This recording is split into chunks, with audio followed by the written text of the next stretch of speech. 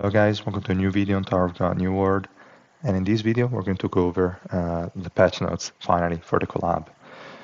So let's just get started without any additional chit chat, whatever. Um, let's just go over the patch notes. So here we can see that we have the information on the three collab units. I'm not going to go over them here on the page. I want to go over them in game, so we're going to see them in a second. Because then I can also see the exclusive achievement that's not talked about here. But what we can see already is that Escanor is a blue tank, Meliodas is a blue warrior, and Elizabeth is a blue mage. So, okay, we kind of got it right with Elizabeth. She's not a support, she's a mage. Okay, fine. Meliodas, I thought it was going to be an assassin, but okay, it makes sense for him to be a warrior. And Escanor is a tank. Really cool. We're also going to talk briefly about which ignition weapons could be used on them, etc. But really, guys, this is just going to be a first impression video and an update video more than anything else. So, okay, let's just skip them for now. Go over the new content. Okay, so we see the new floors. I'm still far away, so I don't really care. Then we can see there is the collab summon banner. Okay, fine. There is the story mode, the Tomb of Tortured Souls. Okay, cool. There is the check-in event, the daily festival, and the event missions, etc. A lot of things. It's pretty much the same as the previous collab. They are going to give us, if you look at the in-game events post, they're going to give us one copy of Elizabeth as a day one check-in reward, and I already have her. I already logged in the game. There is the event exchange shop. You can exchange like the usual first two currencies for 60 shards of a Meliodas, and then we're going to have him. And then after you clear all daily festival missions, you're also going to get Escanor for free. So one copy of each. Quite good. Then here there is all the information about who's going to give you more of the story resources, I would say, that you can use in the exchange shop. More information on the summon. They kept the same logic as the previous one, also cost-wise, so quite good. I don't know how many tickets we're going to have it. I don't know if it's written here, to be honest. I hope, and I'm pretty sure it's going to be the same amount as the previous one. But if someone already did the math, please guys, write it down below so that everyone is aware. Okay. That being said, here there is just the rewards for the daily missions, how to unlock them, okay, whatever. Check-in event and what it's going to give you. Cool. Event mission, exchange shop, and the boss battle. Nothing else, I would say. Okay. I'm not going to go over into more details on those, but it's fine. If you want, you can look at them in the Netmarble forum. Then we have just new bundles. I looked at them. It's just the usual stuff, nothing really special. We have the multi-text stage saving feature in adventure mode. It seems to be working only if you crash. No, you cannot just say, okay, I had enough of this fight, let's just go over it later and exit. No, it's only if the application crashes. So, okay, better than nothing, to be honest. It's probably the most important part, so it's okay.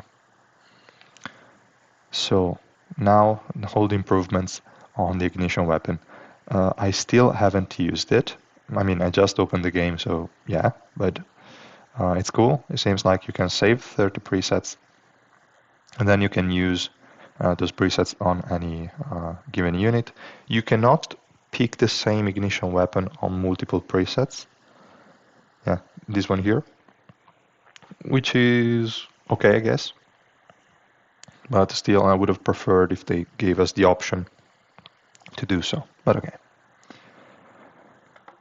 It is also going to display the combat power when you equip an ignition weapon, if it's going up or down. Really, to me, is not important, I would say, because I think like physical pierce, crit damage, crit rate, no, probably crit damage and crit rate are calculated correctly, but like pierce and resistances are not really taken into account that much. For sure, not evasion and accuracy. So combat power is always like indicative. It doesn't make any sense. It's not really that relevant. Okay, you can mark the ignition weapons as we saw in one of the previous videos. This will just add an icon. You will have to like make sense of that icon yourself. So it's up to you how you want to use them. As I said before, I think I will just use for resistances pieces the lock, so the first icon. For physical pierce pieces, the second one. For magic pierce pieces, the blue icon. The green one probably either for the crit pieces that are good for both physical and magic damage dealing units, or the accuracy pieces. I don't know, I still have to decide, but that's pretty much the logic I'm going to go for. Then you have a notification every time someone uses your units, like someone from your friend list, and you're going to get additional hearts. Here seems to be higher, like 10 every time they use it. In the previous screenshots it seems to be 1, so 10 is actually quite nice. 1 was pretty much useless. Okay, we also have the replay feature, and for this one I'm really looking forward to seeing if it works. Let's just have a look if it's retroactive. Enemy info, probably have to click on the floor, no. Oh, my record is here. Oh, interesting. Let's look. Okay, seems to work, guys. Yes, so this is really huge. It goes 3 months back if I'm right, but I don't even remember which floor I was 3 months back. Let's just have a look here. Okay, it's already recording also 26, so quite good, guys. I can use this to update the different posts that I'm starting to create in my Discord channel with the clears for the different floors. Yeah, that's definitely going to be useful. So I really like this addition, really huge. Then improvements related to Ranker Arena, you can match also against other people. I don't know, here it says only who won first place. Probably it's just a use case example. They are referring to first place too many times. It doesn't look like you can fight people below you. Let me just have a look real quickly. If I go to arena, I'm not number 1, so let's see if I can challenge people below me. Yes, I can. Okay. Sounds good. Sounds good. So here they kept mentioning first place, but just if you are higher placed than other people, you can still challenge them. But that one will not affect the ranking in any way. You will not get additional points, and if you lose, you will not be demoted. So it's okay. They improved the UI. Okay, don't really care, just minor things. Okay, now here we are with the adventure mode balance adjustments. From floor 21 to 50, so basically all of them, the numerical ranges of enemy accuracy has been lowered, so your evasion is more important. Don't know by how much, I think. Now the stage I'm at, like floor 34, the enemy accuracy was like 680, something like that, 685. Now it is 585? Okay, looks like 100 less accuracy on the enemies. This one is huge, at least for me. I think I'm not going to roll out of accuracy, especially not for dexterity and strength users. Maybe for mages, yes, I don't know. But still, this is quite huge. I didn't expect that, so cool. They also lowered the difficulty level for floor 31 to 33, round 2. Okay, so the second team, basically. Okay. And they also reduced the number of enemies. They mentioned it only for floor 16 to 19, or 16 to 20, I think it was. But let's see what happens here. Like if I go here, team 2 is still the same. It should be around 3. No, not anymore, because I'm already at floor 34, so this doesn't apply to me. But let's see for round 4. Alright, we are going to face 4 enemies, and also the composition is really weak. What the hell is that? Okay. Okay, so the last team number 4 is quite weak. Okay, whatever. This looks interesting, especially it lasts until floor 36, so I'm going to fight only 4 enemies in the 4th team. Interesting, really, really interesting. This, probably they could have done different things to balance, but okay, I can accept it, it's okay. It gives you guys more time to build your remaining team without hurting progression too much.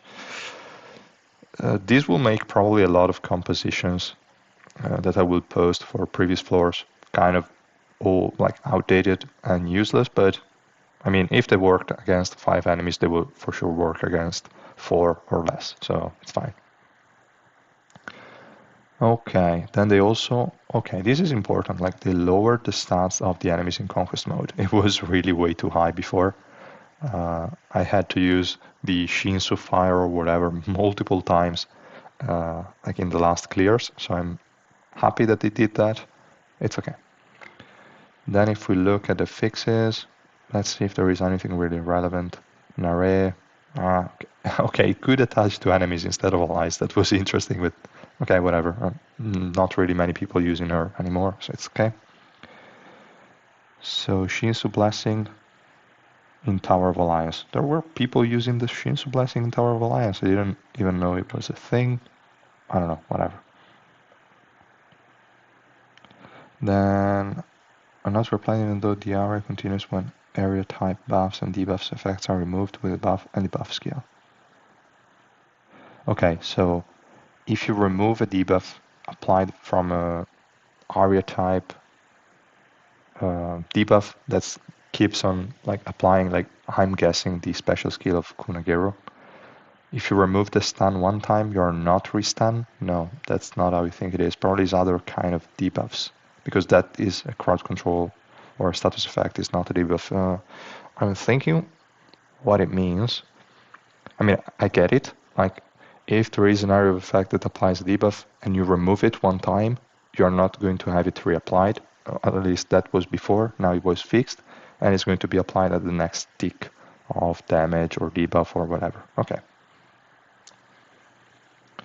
Okay, before Rihanna was also applied to healing and buff skills rather than only attack skills. Interesting, but okay, that was fixed, now it's only for attacks.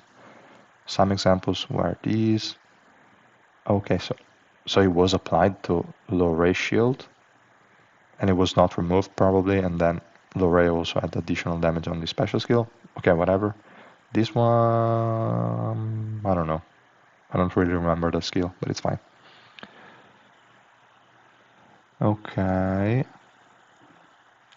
The attack increase is applied when the first attack lands. Okay. Okay, probably how it worked before was you were starting off with 300% additional attack, so that's why these skills also got the effect. Because there were not attacks that removed the ambition effect, so you could increase them as well. But now it just says, okay, when you land the first attack, you're going to get the attack bonus. That's it. And my record string in event boss battle, okay, just an additional thing. Cool, guys. Overall, I would say these patch notes were quite stacked. A lot of things were added, so I'm really happy about it. Now let's go to the core point, which is the teammates. Let's open them here in the teammates tab. Let's go to Codex, and yeah, let's start with Escanor. It's fine, the SSR Plus guy. So obviously he is really, really cool. He is a tank, as we already know. Let's go over the skills really quickly. So the passive is going to create a zone around himself, so he has a constant area around him. The zone deals 80% damage, like attack as damage, every second to enemies inside it, and decreases their attack by 20%. This is at level 5, so level 1 is going to be 40% and 10%.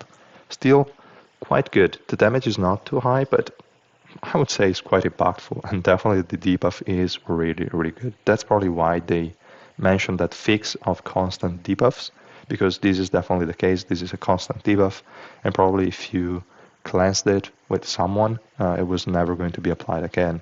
So really, really huge. The zone increases physical resistance and magic resistance of all allies inside it, including himself, by 20% and max HP by 20%. This is huge. 20% resistances, especially now that you're running a lot of melee units or close range units with resistances. This is huge. Really, guys, you can have an Urek taking no damage. You can have a Kunran taking no damage. It's crazy. This is really way too good. It's 10% at level 1, whatever, but I mean, 20%? Huge. I really, really like it. And after 25 seconds, Escanor grows in size. It becomes invincible for 3 seconds. Okay? Cool. And then his max HP is increased by 40, attack by 40, defense by 40%, and all effects coefficient of solar zone are increased by 1.5 times. So is it double? Is it like a 50% or a 150%?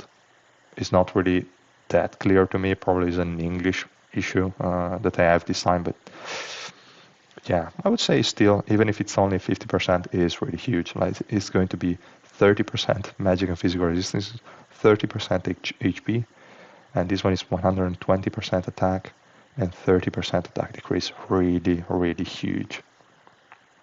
So really good. In addition, the first time Escanor takes fatal damage in battle, Escanor becomes invincible for 3 seconds. So guys, this guy can also be a sort of stall tank. He has invincibility, so really, really good. Even if you only have 1 copy of him, guys, I would say, well, everyone will have 1 copy of him, so it's cool. But this guy seems really solid, even in that case. So, interesting. And he's also going to apply a huge debuff on the enemies. The decrease, just movement speed. Okay, fine. I don't know if this movement speed also affects attack speed. Not sure. I don't think so. It's only to prevent them to get into your ranged unit too quickly, I think. Whatever. So, we have the active one, Cruel Sun. Becomes immune to status effect and launches a Cruel Sun at where the enemies are most concentrated. Interesting. Upon hitting the ground, the Cruel Sun pulls enemies in and explodes to deal 800% of his attack as damage. Okay. Decreases the movement speed by 50%. Okay, again, movement speed. I get it from the passive because if your tank is dead, then the enemies are going to go to your backline and you want to slow them down. But this one is just an active. I don't see why you would decrease the movement speed, to be honest. But okay. It's a nice AoE damage with some CC. Let's look at the other skill. So this guy, okay, finally has a provoke.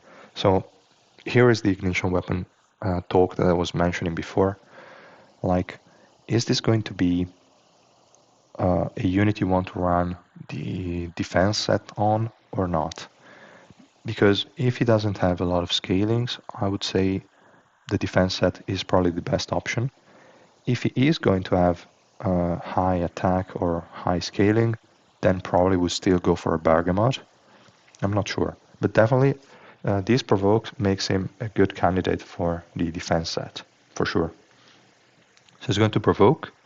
For 3 seconds, he's going to deal 640% of his attack as damage to provoked enemies, and he's going to have a crit hit resistance increased by 40% for 3 seconds.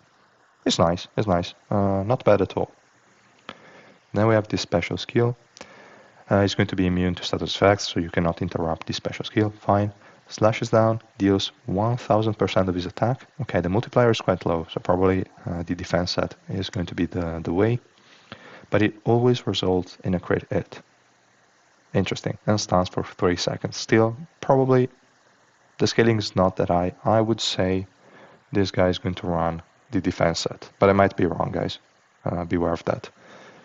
And this attack has a 40% physical pierce. Okay, interesting. So it's a 1400. No, not necessarily. Okay, is less than that. So, okay, it's fine. It's okay. But the damage is probably not going to be too high. I'm more excited for the passive damage than for the active one. But now, let's have a look at exclusive equipment. I don't know what to expect, to be honest. Let's see. The time it takes until noon for Sunshine decreases by 5 seconds, an additional 5 seconds, so it goes down from 25 to 15. Huge. The Solar Zone, okay, created by the passive, decreases the HP recovery of enemies by 50%. This is also really good. Okay, and then additional 10 seconds. So after 5 seconds, guys, you get the full effect of the passive. Huge. Uh, it is pretty basic. I was expecting more variety, probably. But still, this is definitely really, really solid. You're going to get a massive buff after only 5 seconds. And with the additional resistances, this guy probably cannot reach too easily the 100% in both, but it can definitely get really close. This guy can be extremely tanky. I really like him and I will max him for sure. 100%. Okay. That being said, let's have a look to Meliodas and Elizabeth. I could have split this video in multiple ones, to be honest, but I just wanted to get it done in one way, at one time, without having to split it. So yeah, sorry guys if it's going to be long, but I'm pretty sure everyone is going to be interested in these new units, even though most of you will probably be playing, but yeah. Okay, Meliodas is going to apply shackles on himself at the start of the battle. One shackle is going to be removed whenever Meliodas is hit by an enemy special move, and he takes 80% less damage from that attack. 40% at level 1, I'm guessing. Okay. This is interesting. It will work really, really well in keeping this guy alive if you are against like one-hit special moves. If you're against like an Evankill or a Hiwa or units like that, it's still going to be good. You're going to proc this effect a lot more quickly. But still, I would say a really, really nice effect to improve his tankiness a little bit. When all shackles of purgatory effects are removed, Meliodas unleashes his true power, increasing his attack by 80%, magic pierce by 20, and recovers 100% energy. Okay, okay guys, quite the nice buff. So really, really good. True power is removed once Meliodas uses his special move. Okay, so you lose the effect of true power. It's not permanent, okay? So you get it, you cast a special skill with the additional bonus, and you lose it, because you're going to cast the skill immediately. Still, it's fine. And he's going to apply shackles on himself again after 6 seconds. Okay, fair enough. So you're going to get the damage reduction again. Interesting. And then you can also receive the buff again once you have them removed. So it's interesting. Nobody can remove the shackles and the true power buff with buff removal skills. Really interesting, really, really interesting. Now let's have a look at active 1. It's going to deal 400% 4 times, 1600 in an active. Is quite a good scaling. And the enemies hit by the final attack. No, okay, of the enemies hit by the final attack, the 2 enemies with the lowest HP are afflicted with a barrier block debuff for 8 seconds. Meaning they cannot receive barriers. Looks like a good counter for Urek or something like that. Both because you cannot have the skills removed, and also because it's going to block barriers, and the barriers that Urek casts are quite annoying. So interesting, really. Let's have a look at the other skill. Magic Pierce increases by 20% for 10 seconds. He launches 2 magic orbs to deal 400% of his attack as damage to enemy 2 times. So it's one orb 800%, the other orb 800%, 1600 in total. Okay, and locks them for 2 seconds. Strikes down with his sword to deal 600% of his attack as damage. This one is not clear if it's AoE or not. Each hit deals 1% of his attack as additional damage for every 1% of the target's remaining HP. Okay, so the more HP the enemy has, the more additional damage you deal. It's not going to be that big of a buff. If the enemy has 100%, it's going to be 100% attack as additional damage. Not really huge, but if the enemy is lower, it's even less impactful. Okay, still quite nice. Okay, Meliodas unleashes his magical power to deal 800% of his attack as damage to the enemy, knocking them down. So here there is a plural, here there is a singular. I don't know, but looking at the animation, it is probably going to be AoE, and the damage cannot be single target, it's too low. Meliodas becomes invincible while using this skill, okay, and deals 8% of his attack as additional damage for every 1% pierce he has. Interesting, if you get like 50% pierce, this is a 400% attack increase. Huge, but yeah, quite nice, I would say. For the next 6 seconds, the damage Meliodas takes from each hit does not exceed 5% of its... What the... Sorry guys, I cannot read, but this is huge. He can tank a lot, guys. If you give him the... and you will give the Bergamot set. If you have him Rainbow 5, you can just cast a special skill and then for 6 seconds, basically cannot die. He will heal more than he is taking damage. And maybe in 6 seconds he can cast the skill again, together with the effect from here, so the additional energy he receives, etc. This guy definitely has a ton of potential, and we still haven't seen the exclusive achievement, so let's have a look. Okay, let's see, physical resistance, okay, whatever, just a weird fourth stat. The one for Escanor was magic resistance, I didn't mention it, but okay, it's a tank, so it's fine. Meliodas' magic pierce increases by 10% at the start of the battle. Really, really good. Magic resistance of the target struck by the last hit of Chain Slash decreases by 40% for 8 seconds. This is a huge addition. Okay, so this is this skill here affects multiple enemies. This is really huge. Meliodas' attack increases by 50% when attacking debuffed enemies. Quite good, guys. Really, really good. Meliodas' damage taken from each hit changes so that it does not exceed 3%. It goes from 5% to 3%, guys. This is huge. Meliodas seems like a really busted character, guys. This is just my first impression, but so far seems really legit. And also, I'm loving the art style. So, okay, guys, okay. So far, this collab seems way better than the previous one. And probably a lot of people will not be happy about it, especially if they cannot pull on them. But for now, they seem great. Let's have a look at Elizabeth. This time she's a mage and not a support, but it's fine. We kind of expected that. So let's have a look at how she works. Elizabeth gains a memory fragment every time a blue element ally uses a skill, okay, increasing her attack and max HP by 6%. Max stack 10 times. Okay, 60% HP, 60% attack after 10 skills in total. Interesting. Elizabeth regains her memories when the stack reaches its maximum, increasing her attack and max HP by 40% and healing all blue element allies by 40% of their max HP. Interesting. So this is going to be a 100% attack and max HP buff in the kit. Cool. And also the healing, but it will depend when it is cast. But okay, it's okay. The restore memories buff cannot be removed. Again, really good against Urek at this point. Then we have Volley of Light. Elizabeth summons an orb of light and manipulates it to deal 660% of her attack as damage to enemies in range 2 times. Okay, like a 1320% attack as damage. The last hit knocked down, good CC. HP recovery for Elizabeth based on the damage dealt. Each time she deals damage, obviously, so 20% of the damage dealt recovered. If Elizabeth is at max HP, she will create a barrier equal to 10% of her max HP the last 10 seconds.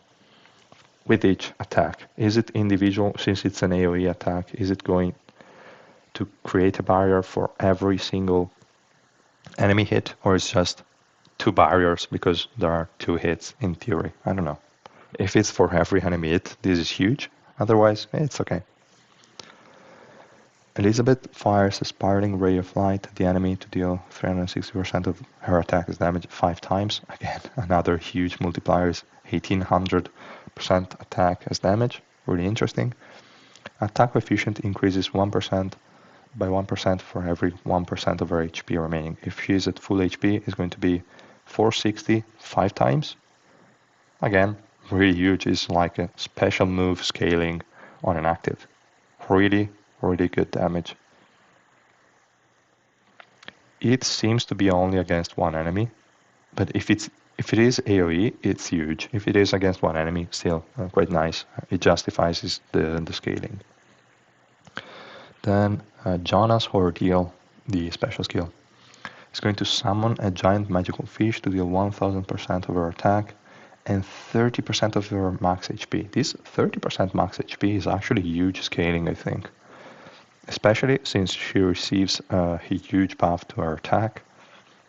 To her max HP, so really, really huge. I really like this, guys. And also sends them airborne for 2 seconds. Really good. Now let's also have a look at exclusive equipment and then we can close this video because that's, I would say, already long enough. Crit rate, this is a good substat, so she's obviously a DPS. But then there is no revive mechanic so far. And let's have a look at the exclusive equipment. So when defeating an enemy with the special skill, Elizabeth steals the energy that target had when they died. Okay, this is interesting. If you can manage to kill one enemy with your special skill, chances are you're close to casting another one. So, interesting. Cool. Elizabeth's attack will increase by 20% for each active barrier from volley of light. So that would mean it will make sense for the barriers to stack with each enemy hit. And this attack buff is nice.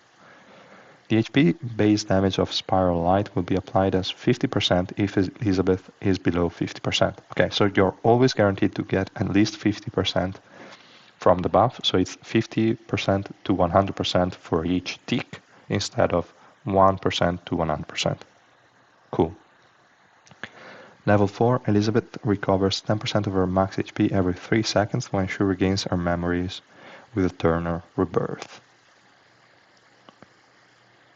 Okay, so there is no revive mechanic, or at least I didn't read it.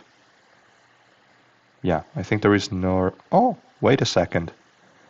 I just didn't finish reading the special skill, guys. I'm stupid. Okay, Elizabeth gains the resurrection effect for 8 seconds when the skill activates. Cool. If Elizabeth takes fatal damage, she's going to be revived, basically. She's going to get the Goddess's protection, making her invincible and untargetable for 4 seconds. Okay, so untargetable is pretty much like Yeon-hee from the previous collab. There is a limit of 4 times. Interesting. But still quite cool. I don't know if it's 4 times proccing. Yeah, probably yes, because it's in the if Elizabeth takes fatal damage. So it's really good. 4 times is probably going to be a lot. Elizabeth cannot take any action while the protection is active and she recovers HP, 16% of her max HP for each surviving ally once the effect ends. So after the 4 seconds, she's going to get 16% if she's the only one left, or way more if there are additional allies. So overall, okay guys, sorry if I didn't notice it before, but yeah, she seems pretty solid as well. I will just end the video here, and later on today we'll also release the salmon video. So thank you guys so much for watching. I'm sorry if this video ended up being more than 30 minutes long, but at least I covered all 3 units in one video and also the patch notes. Let me know your thoughts. To me, as a first impression, they seem really, really good. So yeah, I'm definitely excited. I will max all of them and let me know, guys, what you think. Again, if you are unsure whether you want to pull or not, maybe wait for my future videos or the opinions of other people that are already maxing them to really go all in on them. because I mean the banner is not going to go anywhere.